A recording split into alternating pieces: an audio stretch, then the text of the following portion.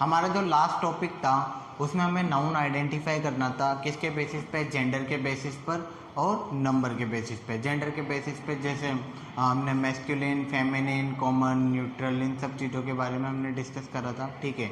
अब जो है अगला हम डिस्कस करने वाले हैं आपका वो है केसेस ऑफ नाउन। अब केसेस ऑफ नाउन क्या होते हैं? 3 तरह के केस होते हैं नाउन के। एक होता है आपका सब्जेक्टिव, ऑब्जेक्टिव और पॉसेसिव, ठीक है। इनके अलग अलग नाम भी है, मतलब सब्जेक्टिव को जो है कभी कभी हम नॉमिनेटिव भी बोल देते हैं, ठीक है। और दूसरा आपका ऑब्जेक्टिव है और तीसरा आपका पॉसेसिव है, ठीक है। बुक में मिल जाएंगे आपको नाम अलग अलग देखने को। तो नॉमिनेटिव और सब्जेक्टिव, ये नॉमिनेटिव और सब्जेक्टिव पहला है और ऑब्जेक्टिव दूसरा है। तीसरा हम अगले वाले पार्ट में पढ़ लेंगे। नॉमिनेटिव और सब्जेक्टिव क्या होते हैं आपके? When a noun is used as a subject, कोई भी नाउन जो होता है ना आपका, जब सब्जेक्ट की तरह यूज में लिया जाता है तो वो आपका क्या होता है? सब्जेक्टिव नाउन होता है, ठीक है। कोई भी नाउन अगर आपका वर्ब के साथ यूज में ले जा रहा है, या कोई भी, या फिर अगर आप कोई भी सेंटेंस देखो, सीधा सा अपन तो ये समझ लेते हैं कि अगर आप सेंटेंस देखो उसके अंदर जो आपका सब्जेक्ट होता है ना, वो उसको सब्जेक्टिव नाउन बोलते हैं, ठीक है। एग्जाम्पल से देख लेते हैं डायरेक्ट अपन। जैसे Aruna bought a sari for her mother. Aruna bought a sari for her mother, तो अरुणा क्या है यहाँ पर? सब्जेक्ट है, ठीक है। एंड सब्जेक्ट तो मैं ऑलरेडी बता चुका हूँ आपको। सब्जेक्ट क्या होता है? सब्जेक्ट किसी भी सेंटेंस के अंदर एक डूअर का काम करता है, ठीक है। वो कोई भी एक्शन को परफॉर्म करता है। नाउ हियर एक्शन क्या हो रहा है? बॉट। बॉट यानी खरीदना होता है। खरीदने का काम कौन कर रहा है? अपना खरीदने का काम अरुणा कर रही है। तो अरुणा ने अपनी माँ के लिए एक साड़ी खरीदी। किसने खरीदी साड़ी? ठीक है, अरुणा ने खरीदी, ठीक है। खरीदी किसने? अरुणा ने। तो ये हु, इस तरीके से क्वेश्चन करा करो। जब भी आपको सब्जेक्ट आइडेंटिफाई करना हो ना, तो ऐसे क्वेश्चन करा करो। Who bought the sari? Aruna bought the sari, ठीक है। तो ये हो गया आपका सब्जेक्ट हो गया। अगला जो है the tables in the room are new, are all new. जो रूम के अंदर जो टेबल रखी हुई है ना, वो सारी क्या है? नई है, बिल्कुल। जो रूम के अंदर जो टेबल रखी हुई है वो सारी क्या है? आपकी नई है। तो इधर आप देख सकते हो the tables in the room will be your subject, ठीक है।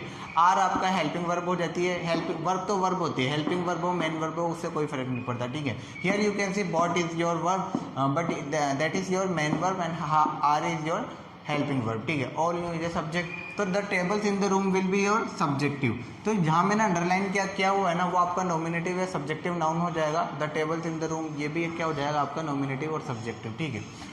ये आपको करना क्या है? केसेस ऑफ नाउन हेडिंग लगाना है, फिर ये हेडिंग लगाना है। अगर आपको बोर्ड पर नहीं दिख रहा है, you can also see in your book also, ठीक है। तो all the definition have been written in your book also. तो ये हो गया। और ऑब्जेक्टिव केस हो गया। When a noun is used as the object of a verb can be direct और इनडायरेक्ट, ठीक है।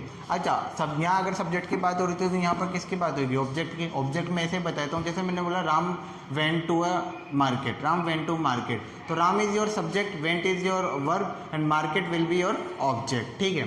तो वही ऑब्जेक्टिव पहचानना है आपको सेंटेंस के अंदर। आपको क्या पहचानना? ऑब्जेक्ट। ऑब्जेक्ट जब अपन सेंटेंस वाला चैप्टर पढ़ रहे थे तब भी मैंने बताया था ऑब्जेक्ट आपके 2 तरह के होते हैं, डायरेक्ट और इनडायरेक्ट, ठीक है। तो इसमें वही चीज़ आने वाली है। Objective case, when a noun is used as the object of a verb can be direct और इनडायरेक्ट, ठीक है। अब देखो, एक चीज़ ध्यान रखना, जो ऑब्जेक्ट है ना आपका, वो प्रीपोजिशन के साथ भी आ सकता है। ऑब्जेक्ट किसके साथ आ सकता है? प्रीपोजिशन के साथ। अपना जो पहला एग्जांपल है वही देखते हैं। हमटी सेट ऑन द वॉल। हमटी जो है किस पर बैठा? वॉल पर बैठा। अब देखो, हमटी सेट वर्ब है, ये हमटी तो आपका सब्जेक्ट हो जाएगा, सेट आपका वर्ब हो जाएगा, और वॉल आपका हो जाएगा क्या? Object. But here you can see that your object is coming with your preposition, ठीक है। ये ऑन है ना, आपने सुना होगा ओ, ऑन, इन, इनटू, है ना। और ये जो सारी चीज़ें होती है ये क्या होती है? ये प्रीपोजिशन होती है आपकी। और ये वॉल क्या है आपका? ये ऑब्जेक्ट हो जाएगा, ठीक है। तो बेसिकली हम तो क्या डिस्कस कर रहे हैं? ऑब्जेक्टिव केस डिस्कस कर रहे हैं। तो वॉल क्या हो जाएगा? ऑब्जेक्टिव केस हो जाएगा नाउन का आपका, ठीक है। ये ऑन क्या है? प्रीपोजिशन। बस इसको बताने का ये रीजन है मेरा कि कभी कभी जो आपका ऑब्जेक्ट है वो किसके साथ आता है? प्रीपोजिशन के साथ। प्रीपोजिशन क्या होते हैं आपके? On, in, upon, upon, above, ठीक है, अंडर, बीनीथ। तो ये सारा जो होता है आपका क्या होता है? प्रीपोजिशन होता है। नाउ ठीक, तो here you can see here हमटी set on the wall. तो ये वॉल क्या हो जाएगा? आपका ऑब्जेक्टिव हो जाएगा यहाँ पे, ठीक है। अब जो है अगला कौन सा है? अच्छा, ये सारी चीज़ें आपको उतारनी है, कॉपी में नोट करनी है, ठीक है। अगर आपको यहाँ पर नहीं दिख रहा है, you can C in your book also, ठीक है। आप अपनी बुक को रेफर कर सकते हैं, ठीक है। चैप्टर नंबर निकाल लेना आप 2। Rishi presented his wife with a beautiful necklace. Rishi जो है अब यहाँ प्रेजेंटेड क्या है आपका, ये प्रेजेंटेड वर्ब है आपका, क्या है वर्ब। और ये हिज वाइफ क्या है आपका ऑब्जेक्ट है, और यहाँ पर जो है आपका ब्यूटीफुल नेकलेस ये भी क्या हो जाएगा ऑब्जेक्ट हो जाएगा। अब मेरा ये क्वेश्चन है आपका, जब आप ये वीडियो देखोगे ना तो आपको ये बताना है कि ऑब्जेक्ट मैंने आपको बताए थे, डायरेक्ट बताए थे, इनडायरेक्ट बताए थे, तो आपको बताना है कि डायरेक्ट ऑब्जेक्ट क्या होते हैं, इनडायरेक्ट ऑब्जेक्ट क्या होते हैं, एक तो वो बताना है। और एक चीज़ ये बताना है कि इस वाले sentence Rishi presented his wife with a beautiful necklace, तो इस वाले वीडियो के अंदर डायरेक्ट और इनडायरेक्ट ऑब्जेक्ट आपके क्या है, ठीक है। तो ये यहाँ तक हो गया। अगला वाला अपन देखते हैं पॉजिटिव केस। अभी अपना जो थर्ड केस है वो है क्या है अपना पॉजिटिव केस, ठीक है। अभी तक हमने क्या पढ़ा, सब्जेक्टिव पढ़ा, ऑब्जेक्टिव पढ़ा, अब क्या पढ़ रहे हैं अपन पॉजिटिव केस पढ़ रहे हैं। क्या होता है पॉजिटिव केस में, when the form of a noun shows position, authority, origin.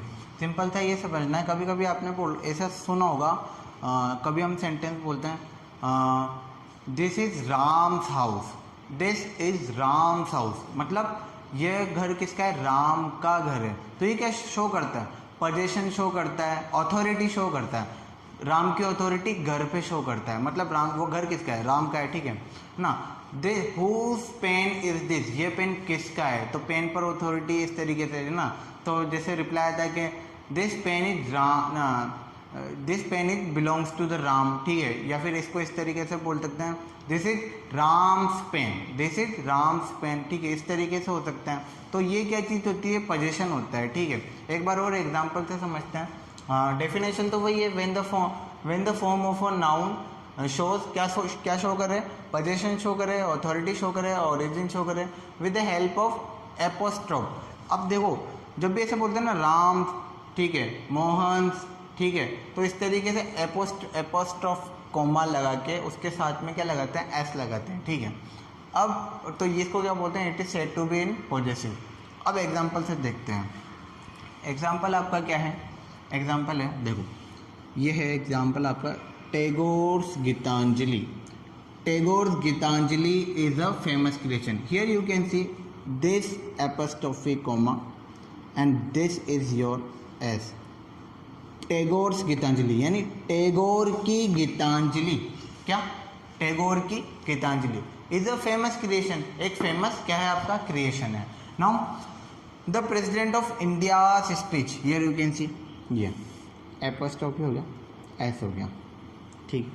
तो this shows your positive case. Positive case हो गया, वॉज फुल ऑफ पेट्रियोटिज्म। तीनों केस होपफुली आपको समझ में आ गए होंगे। स्टडी करना है अच्छे से, बुक को रेफ़र करना है, बुक पढ़नी है आपको, ठीक है। उसके बाद अगले वाले पार्ट में जो है हम इसकी वो बुक वर्क आपका जो है डिस्कस करने वाले हैं, ठीक है। Thank you so much.